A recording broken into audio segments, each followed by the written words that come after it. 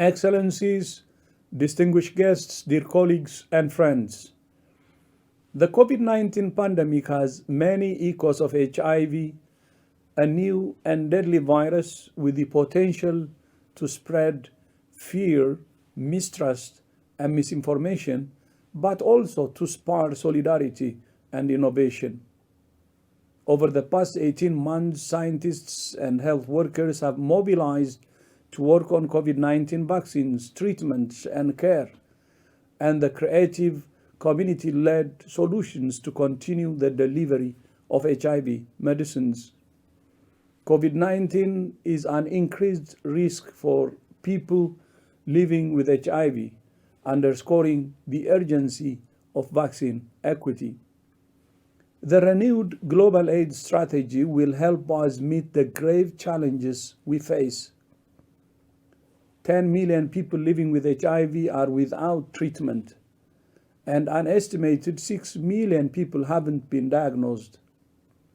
And while millions of people now have access to antiretroviral therapy, global targets for prevention, testing, and treatment are off target, driven by middle-income countries without access to the lowest prices for ARVs, or where HIV prevention is not a public health priority. Many people are still being left behind, especially among key populations, men and children. There is also cause for optimism, with mRNA technology opening the possibility of an HIV vaccine. But ultimately, our fight is not against a single disease. Our fight is against a world in which people get sick and die simply because of who they are, or where they live, or how much money they have. Our fight is not for health for some, or health for most. It's health for all. I thank you.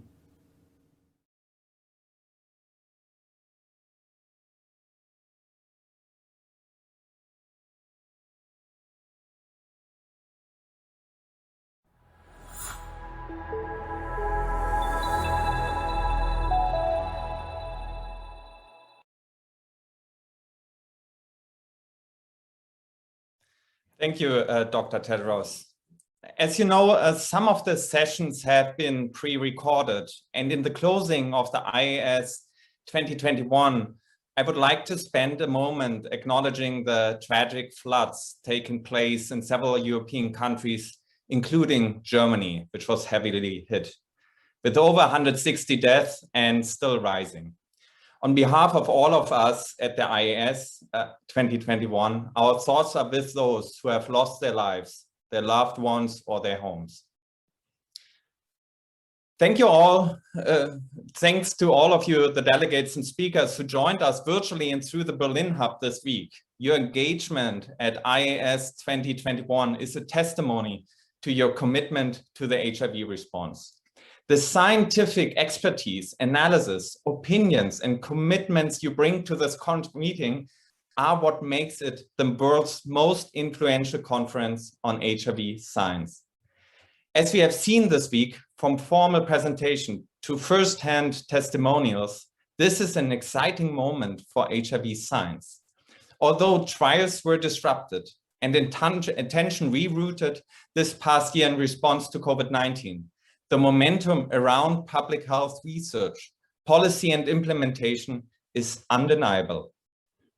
At IAS 2021, we heard exciting reports of progress on cure research, and our understanding of the HIV reservoir on treatment accessibility and the continued effort to reduce the number of prescriptions a person living with HIV must manage, and on advances in new technologies as a promise of more reliable and long-term solution for both treatment and prevention emerge. Thank you to all who presented, and though once again, thank you to the Scientific Program Committee for curating such a vibrant agenda. I hope you're returning to your work with renewed energy and resilience. As the last year of the COVID-19 pandemic and this last week of the conference have demonstrated beyond a doubt. If we are serious about ending AIDS, we must be louder, we must be bolder, we must advocate for and enable the political will and intention of our leaders. We need the investments, the focus, and the momentum to end HIV and AIDS. 10 years from now, HIV and AIDS will have ravaged the world for half a century. This thought is not acceptable. In fact, this thought is really frightening. We need to speed up the fight against this pandemic, and we need to increase the momentum and the scientific power behind the goal to end HIV and AIDS. We need to do this to save lives and to pave the way for a future AIDS-free generation. Ladies and gentlemen, before closing, I'm pleased to introduce the award-winning HIV activist, broadcaster, writer, and public speaker, Susan Cole, who has been advocating for people living with HIV for 2 decades. Susan leads client and community group engagement for the HIV information charity and NAM Aidsmap. She's a passionate champion for women and people of color living with HIV, writing and speaking out about the specific health challenges they face. She is a member of the Global HIV Collaborative, the 4M network of mentor mothers. In addition, she serves as a community representative of the HIV Special Interest Group for the British Association for Sexual Health and HIV. Welcome, Susan. The floor is yours.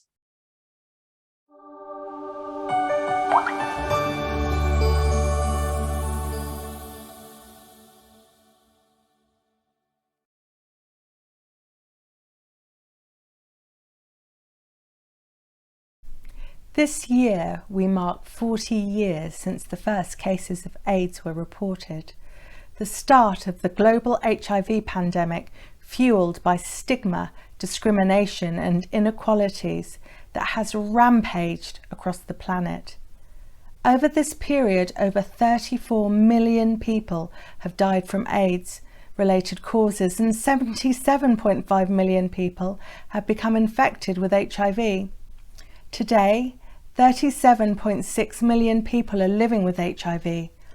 I am one of those people. I received my HIV diagnosis through a routine immigration test in the USA.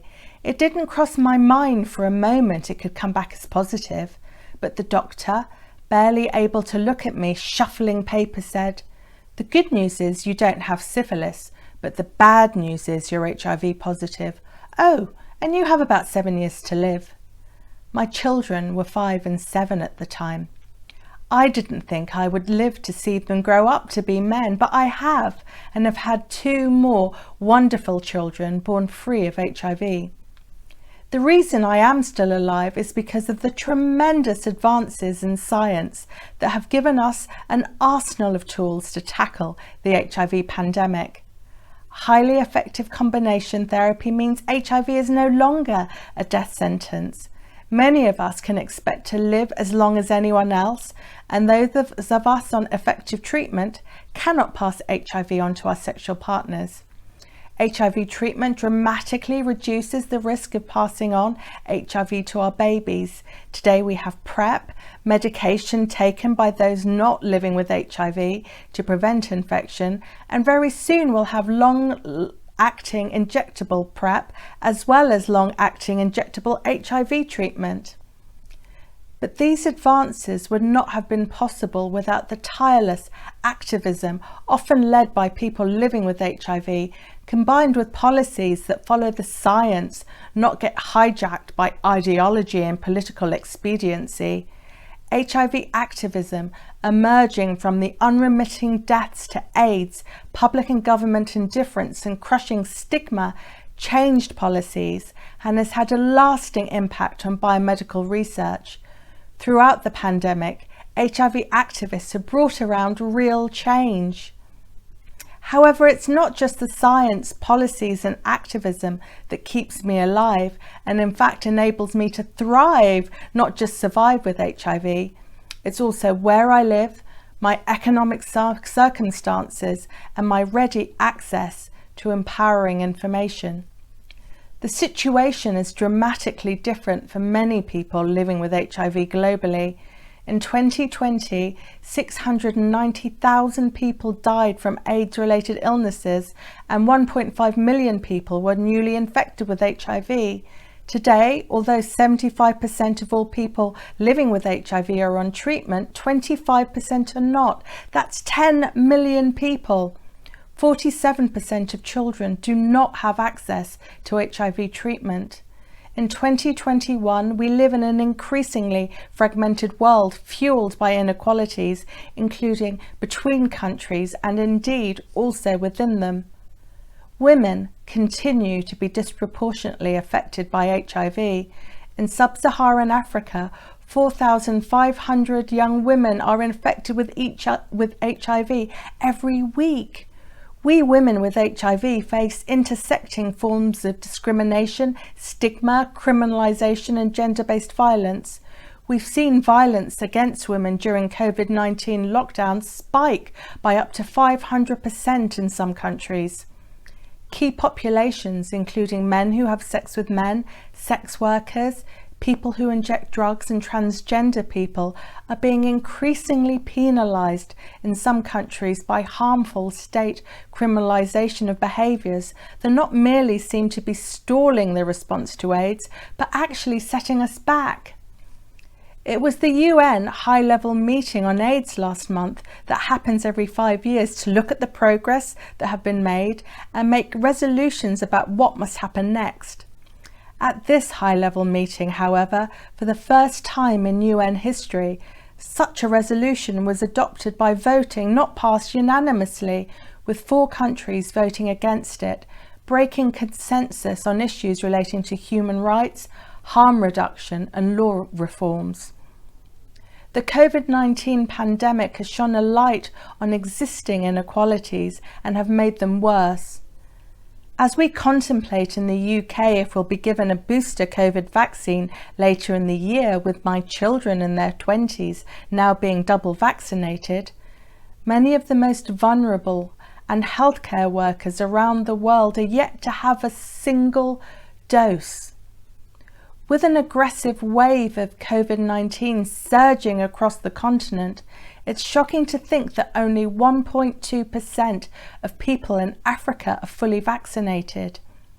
The UK alone has administered nearly twice as many jabs than the entire African continent, despite its population being 20 times smaller.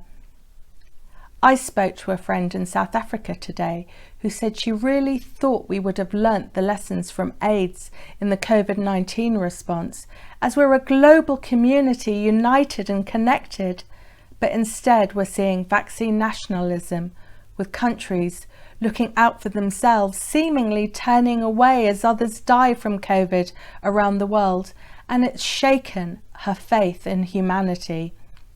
COVID-19 is threatening to reverse years of progress from the HIV response. For example, across facilities surveyed by the Global Fund across the world, HIV testing fell by over 40% in 2020. COVID-19 seems to have also diverted attention away from HIV, along with funding, expertise, and healthcare services. Even within rich countries, we're seeing shocking health inequalities around HIV. A study by Dr. Rageshri Dariwan and colleagues in London showed that racially minoritized people with HIV in the UK face significant barriers to testing, taking treatment consistently and staying engaged with care, linked to structural racism and social and economic disadvantage. So what can we do now to effectively unite policy, science and activism and try to hit the UN targets to end AIDS by 2030? Firstly, we need to ensure that we follow the science, ensuring that the results of scientific research inform policies, not get sidetracked by ideology. UNAIDS research shows that countries with progressive laws have better outcomes against HIV, whereas countries that criminalise same-sex relationships, sex work and drug use have significantly more people with undiagnosed HIV and lower rates of viral suppression. Evidence shows that countries with human rights protection in place are doing so much better in tackling the HIV epidemic. The struggle for LGBT equality is integral in the struggle against the HIV epidemic. Activists need to fight to change the homophobic and stigmatizing laws, armed with the most effective weapon, scientific evidence. Similarly, we need to fight to stop harmful and discriminatory HIV criminalisation laws and policies. Scientific evidence proves that criminalisation is a direct threat to the HIV response. We cannot turn away from injustice. We cannot be quiet, as at the start of the HIV pandemic, silence equals death. The evidence shows us clearly that inequalities are driving the pandemic. As the UN Global Strategy sets out, we have to end inequalities to end AIDS. The human rights of all has to be at the centre. We need to ensure that the best scientific advances in HIV reaches everyone who needs it, regardless of where they live in the world, their economic circumstances, and who they love. The COVID pandemic has shown us what is possible where there is political will, driven by a desire to protect public health. It's also shown us the ingenuity of the community who have delivered medicines, testing and outreach services door to door. We can certainly learn from COVID-19 and adapt our approaches to HIV and harness public attention on these public health issues. We cannot get sidetracked in the fight against AIDS. We cannot end AIDS until we end inequalities. Women and girls continue to bear the brunt of the HIV pandemic. We remain underrepresented in clinical trials despite being disproportionately affected by HIV. Scientists, you need to do better in recruiting women. In fact, also make a bit of space for the research we are leading on and the policies we are looking to create. Gender inequality and gender-based violence continue to fuel the HIV pandemic. Policymakers do enforce laws to protect us. Activists fight alongside us for our rights, but do not think that we women with HIV are passive, voiceless victims. We, like all people with HIV, must be at the centre of any decisions about our lives. Our care and treatment must be person-centred. And please, no more tokenistic engagement with us.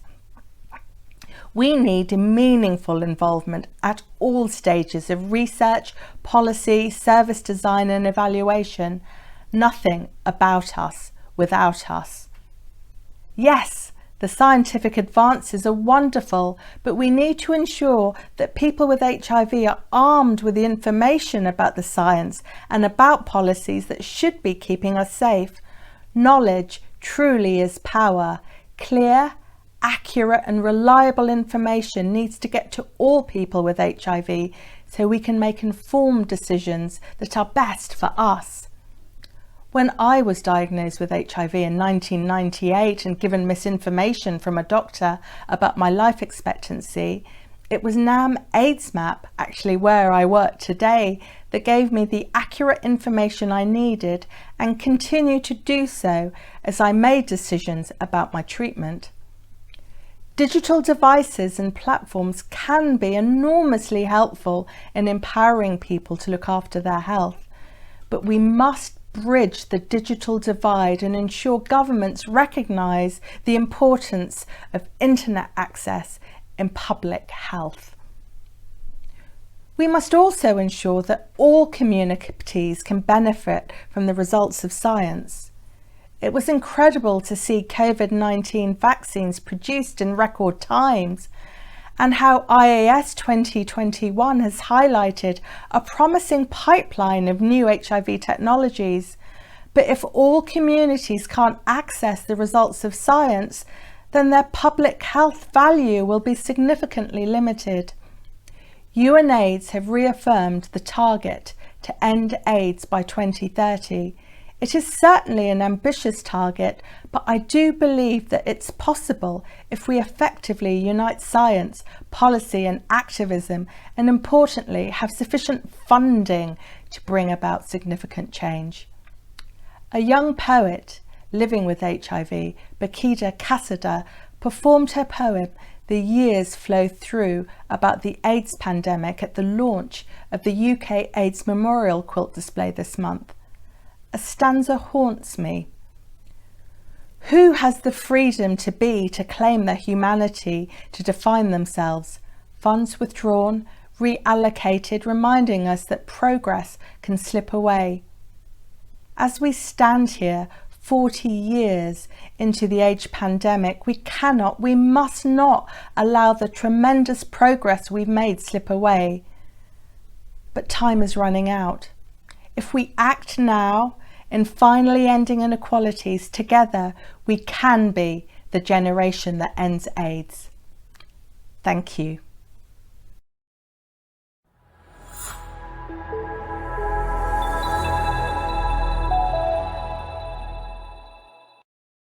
Thank you very much, Susan, for that wonderfully impassioned speech.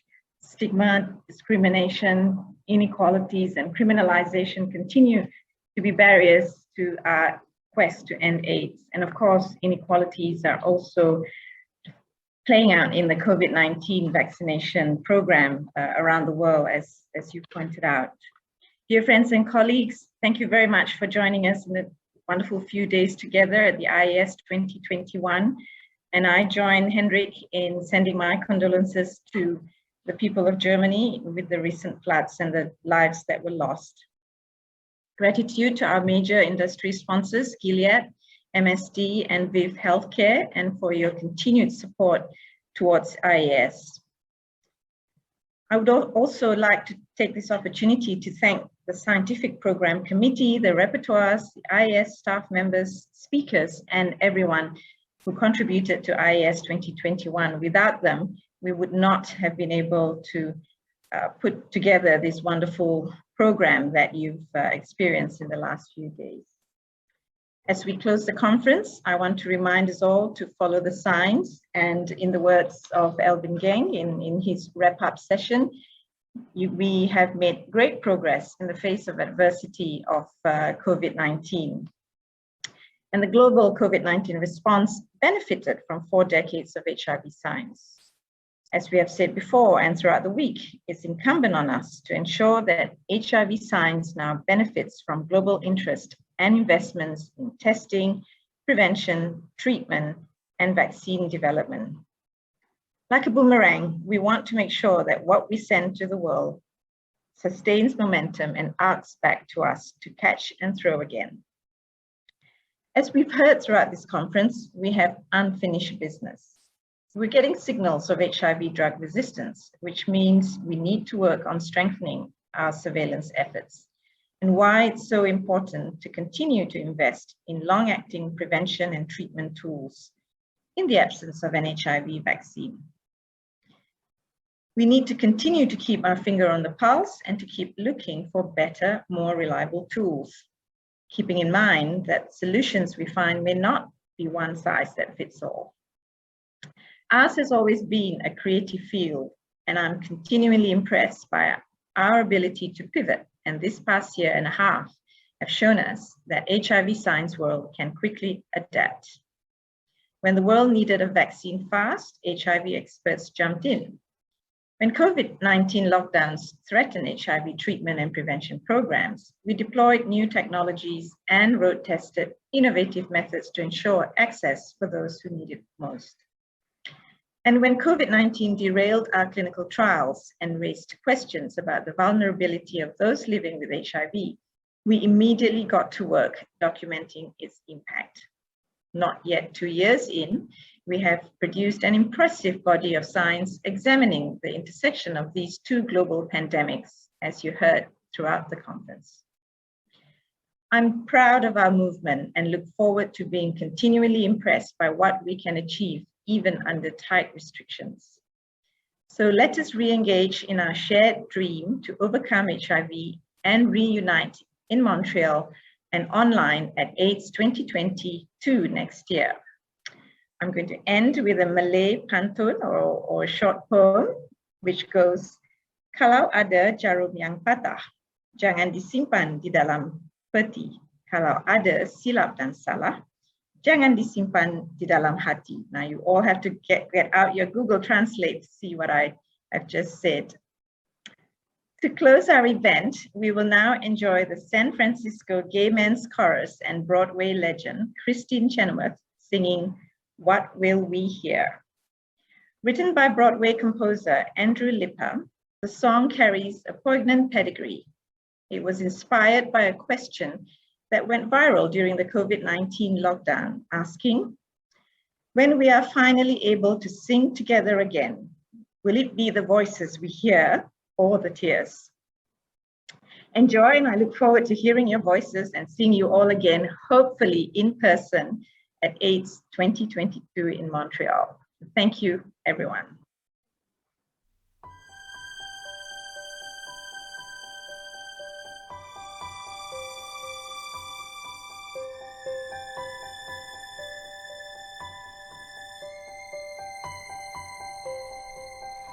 When this is over, what will we hear? Will there be cheering? Will there be silence? When this is over, how will we know? How will we know? If someone tells me, will I believe them? Will I believe them? Will I remember? What things to change? When this is over, what will we hear?